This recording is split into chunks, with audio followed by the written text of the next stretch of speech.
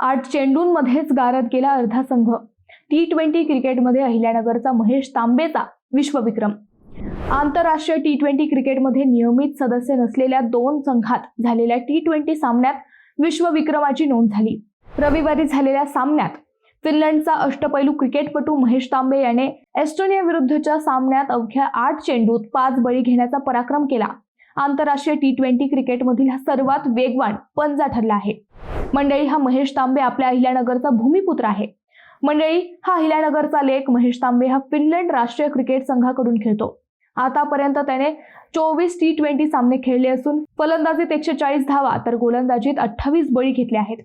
दरम्यान त्यांच्या रविवारच्या दमदार खेळीमुळे 2 बाद 104 धावा अशा मजबूत अवस्थेत असलेला एस्टोनिया संघ 141 धावांवर सर्वबाद झाला।